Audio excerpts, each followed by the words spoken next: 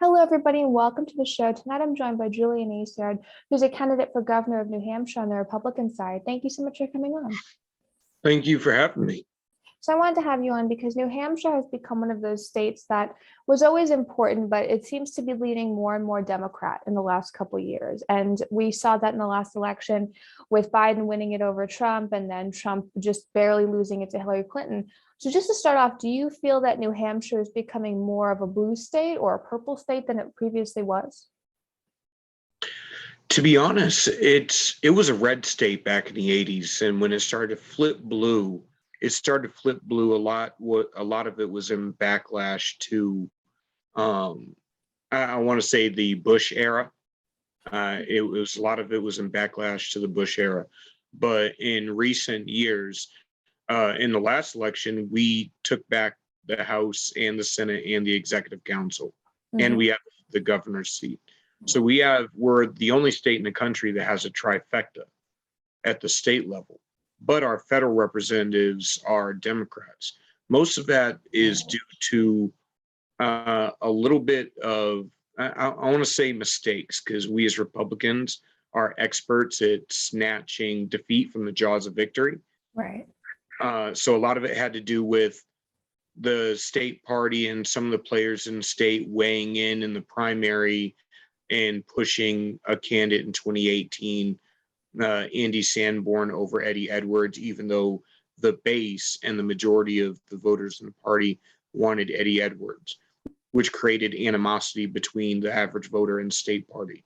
And that has happened multiple times where what you could call rhinos or the more establishment individuals in state reps, Senate, state party, and the governor himself have engaged in trying to pick winners and losers. The downside is they almost always pick losers. And why do you think that is? Is it because they are out of touch with what's happening? What is the issue that they have with selecting candidates? Because we've seen that replicated throughout the country now. Republicans, even the more MAGA establishment wing, they're picking losers. And we're seeing that come out in primary season and general elections. So in New Hampshire, what is the problem with the people the governor or the establishment leading Republicans in New Hampshire are picking? Well, it's all the parties, regardless of where they stand on the political scale, or I should say, whether they're MAGA or whether they're establishment, they seem to keep picking losers, and it's because they're not really paying attention.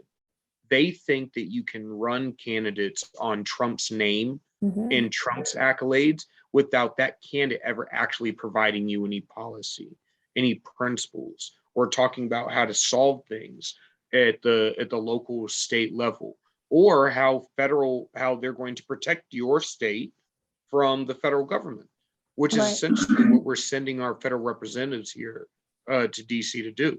So we're running our campaigns, and that we saw this in 2020. Everyone that got Trump's endorsement decided that they were going to become a mini Trump.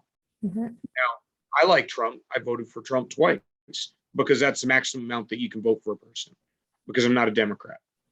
Right. But the problem is you can't try to become a mini Trump or the next Trump. You can't engage in just talking about what Trump has done.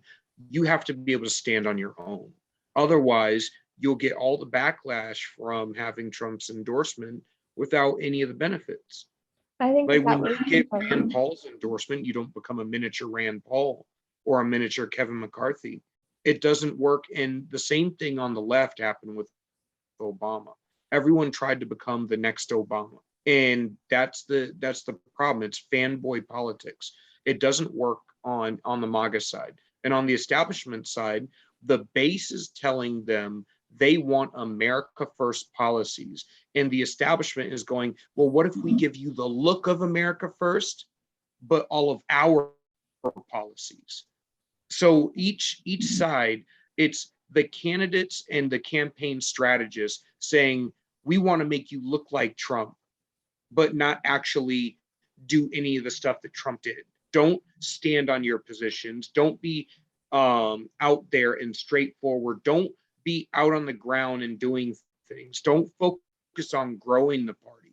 just focus on saying the right things, getting the money, and so on and so forth. And it's campaign strategists on both sides of the aisle, and it's this weird way of looking at elections as if you're not trying to sell a product. I Like, think we're trying to sell a product. The product is just stop trying to sell the party, sell the solution to the problem. Stop selling Republicans, sell conservatism. I think that that's especially true with the younger candidates as well on the Republican side. The younger a candidate is, the more likely you are to see them trying to be based on social media, trying to see them pushing an idea of what they think MAGA is. And the reality is, in 2016, it was a genius effort that got Trump elected. He had strategists from all over the world. He had people who were from the Pat Buchanan camp, from the Bob Dole camp, who had spent years losing to the Clintons and knew how to stop that.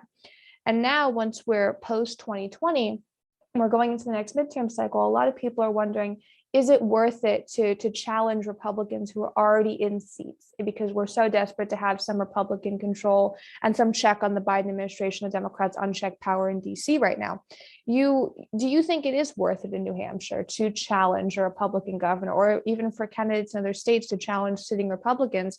Because to me, I do think there's quite a bit of unrest and unease when it comes to sitting Republican candidates amongst voters, especially post-COVID. Yes, I do think we should be challenging them, because the bar shouldn't be whether they have an R in front of their name. It should be whether they're actually conservative, whether they actually believe in moving the ball forward or just maintaining the status quo.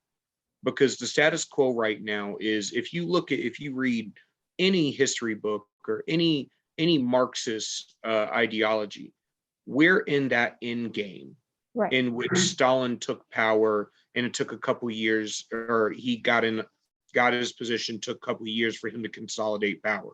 Same with Lenin, same with Mao, same with Hitler. All over the world, these people consolidate their power after getting into a position. We're in that stage right now. So maintaining the status quo, the old school Republican, we still want to be liked and still want to go to the cocktail parties, they need to step aside, because I'm here for the fight. Because what I see coming next, the guy I have to be when that next step comes is not the guy I want to be. Right. I'm trying to prevent what's going to come next if we don't get this right this election, if we don't fix things this election. The problem is, many of these establishment types, the Republican, and I want to say conservatism in general, were very apathetic. And this goes to young people. I don't go to GOP college Republican meetings to meet young people. I go to the college bars and I drink with them.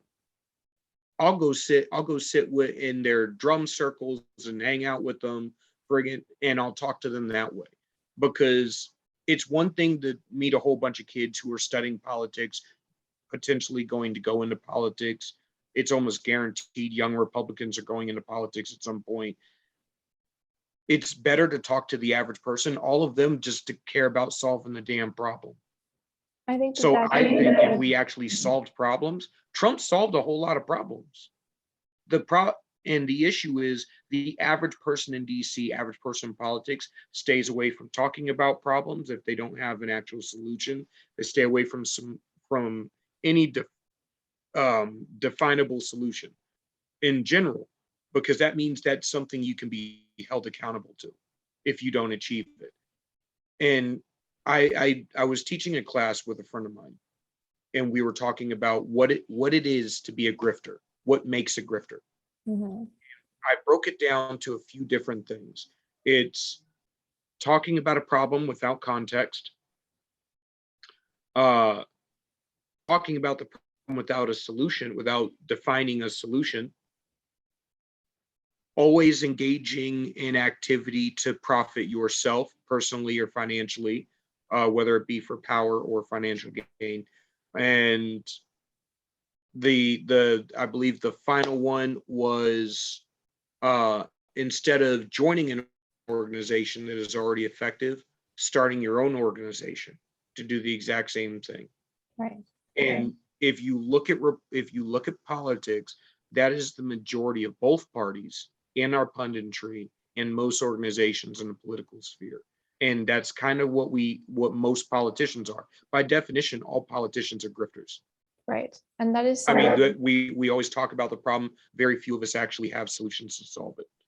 and And that then is, we sort of bank on, what was it? Brett Bart on a Patriot Radio, the Fox News rundown right before Alex Marlow came on.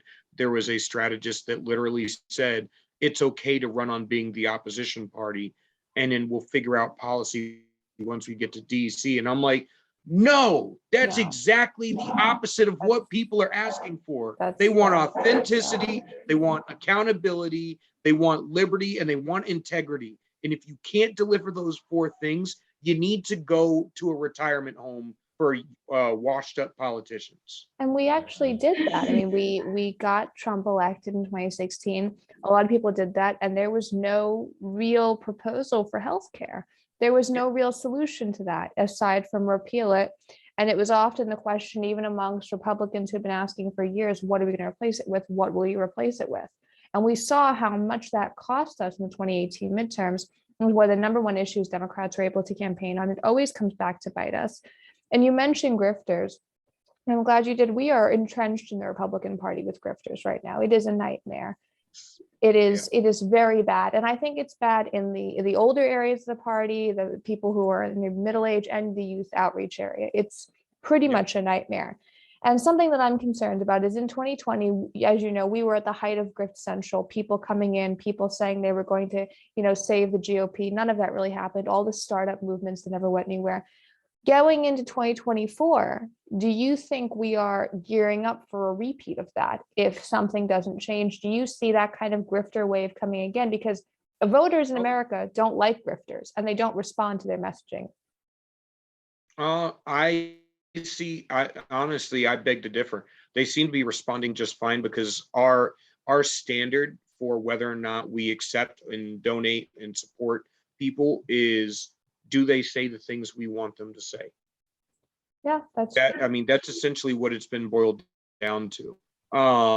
The uh that same friend that I was talking, that we were teaching this class together, his name is Keith Hansen, and he came up with this. The Republican Party is comprised of three types of people: those who are desperate to retain their power, those who are desperate to retain their rights, and those who are desperate to enrich themselves through the efforts of both. Yeah, that's very on And point.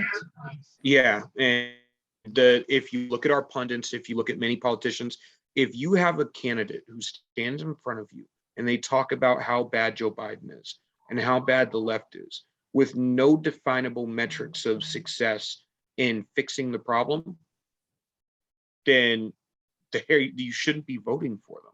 Yeah. If all they can tell you is that Democrats suck, why vote for them? And likewise, I have many things I want to do as governor. My campaign is not about the fact that my governor refuses to move the ball forward and refuses to grow the party. I believe in growing the movement, because if we stay stagnant, we're going to lose this country.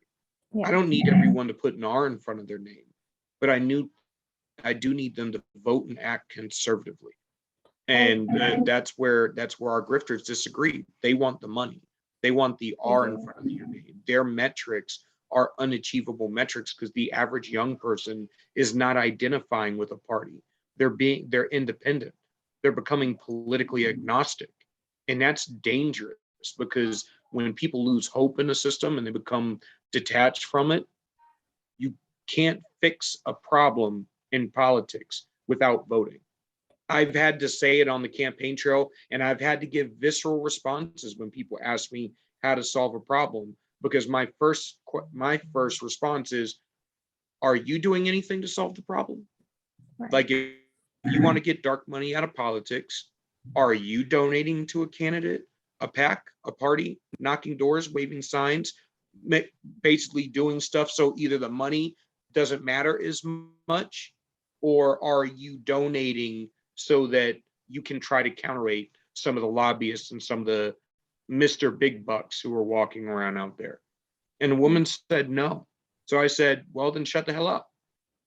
Right. Because if you're, for every dollar that the grassroots don't donate, we have to go to talk to Mr. Big Bucks, and he has a criteria for his donation. The Right. reality is less than 5% of the country donate, and a good percentage of that 5% are wealthy people.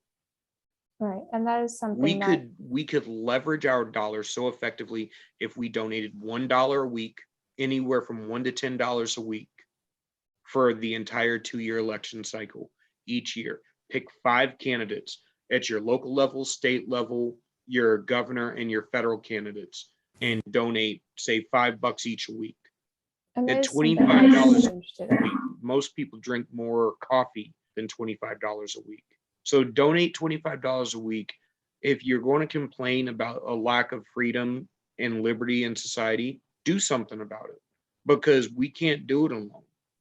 And Right. it goes that same thing plays out with every issue. It plays out with why are we losing the schools? Well, we just had town election day.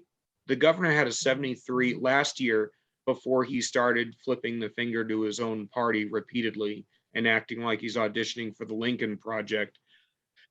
He had a 73% approval rating, which is unheard of. And it's because he bends a lot to the independents and moderate Democrats on a lot of issues.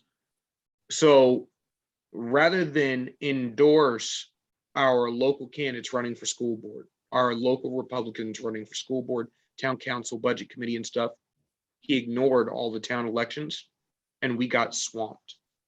We just got swamped because Democrats saw that for the first time ever, we had multiple Republicans on the ticket all across the state in every single town running for school board Yes. And and just sort of zoning board.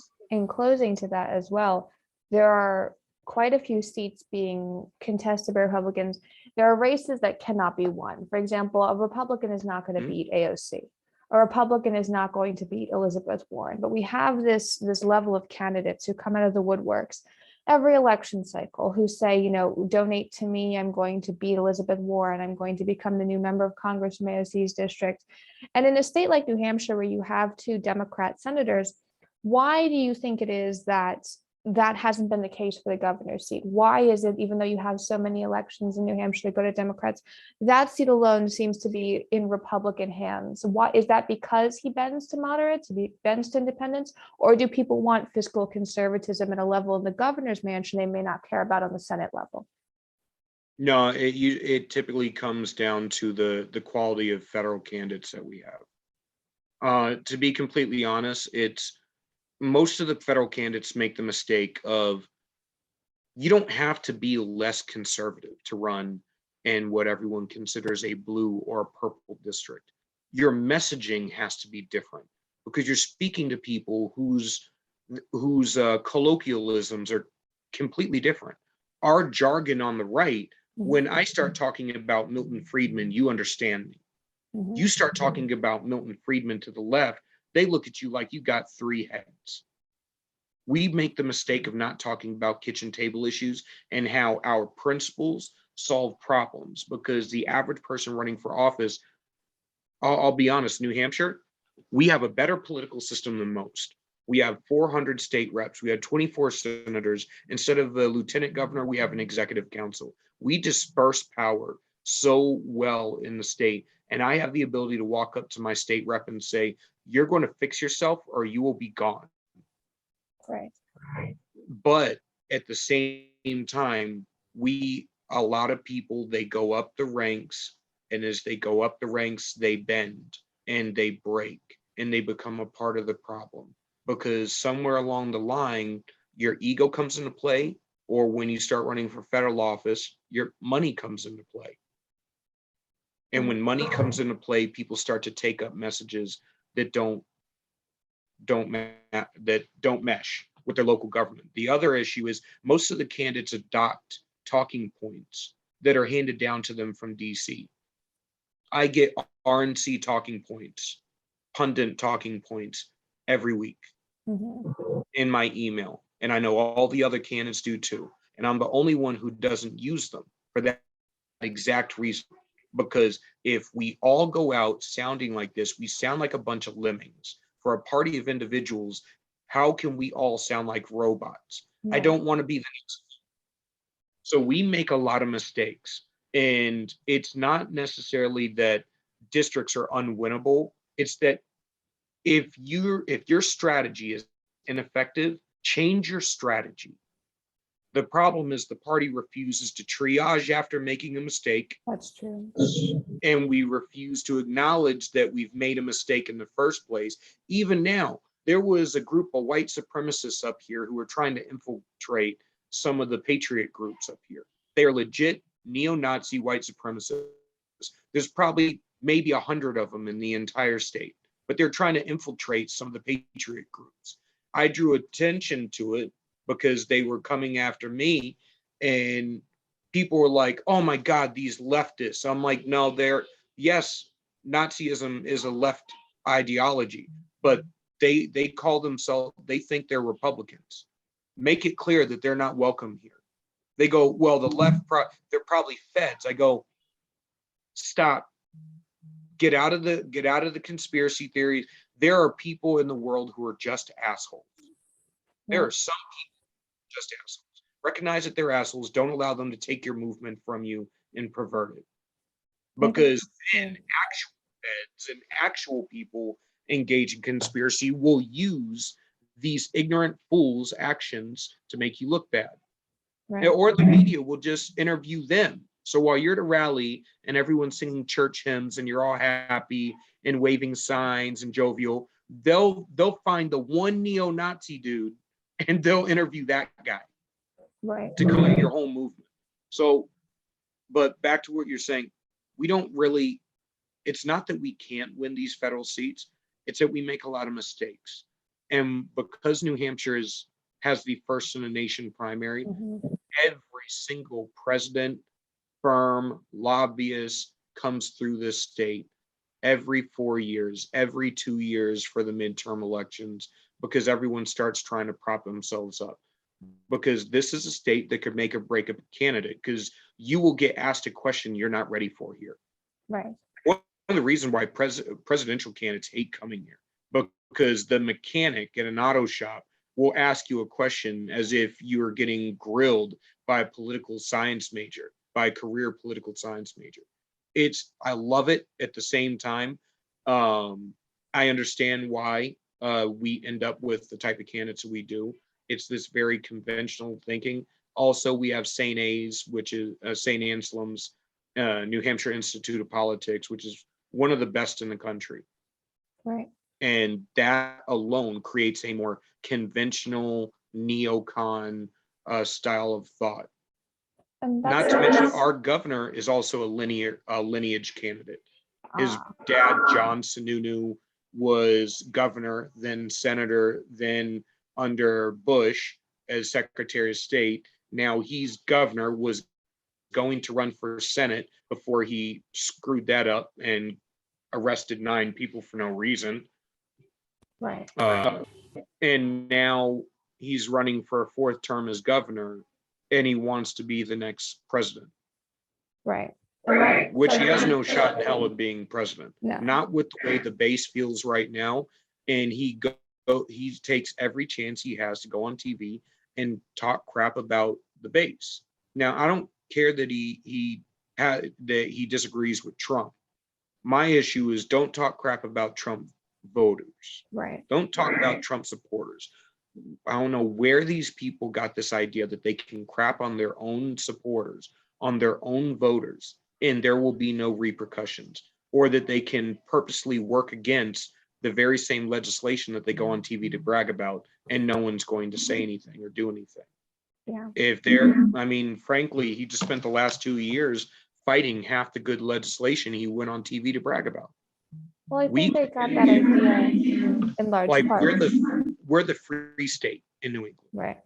We are the free state. We get all the expats that want liberty and want freedom and want low taxes and want to have their guns and be left the hell alone. Right. We're pretty much, if there were going to be a libertarian state in this country, New Hampshire would be it. Yeah. On social issues, let people live their lives, don't legislate morality, stuff like that. And a lot of the old neocons that have run for both Congress and for Senate, they're the legislating morality type of person, which is antithetical to the restrictions on government, but you know, don't let that slow them down. Actually following the Constitution when it's not convenient. I think a lot of the reason why he may think it's okay to go in and talk crap about the base is because the base rarely holds people accountable. Yeah. Because we get to the point of, well, we vote red no matter what, like the left says, vote blue no matter what. We get to a point of despotism, and that is something they bank on. They bank on the despotism of their own voters, which is actually quite a twisted way to navigate federal politics and state politics. Thank you so much for coming on. Where can people follow you on social media to keep up with your race and with your commentary? So my Twitter handle is Acciard. It's ACCIARD 2022 on Twitter, and I'm Julian for New Hampshire on Facebook, and my profiles on LinkedIn, Getter, and all of that are all the same as well. Perfect. I'm not on Truth Social yet. Great. We'll Once link they all that allow below. Androids. Thank you so much for coming on. Thank you for having me.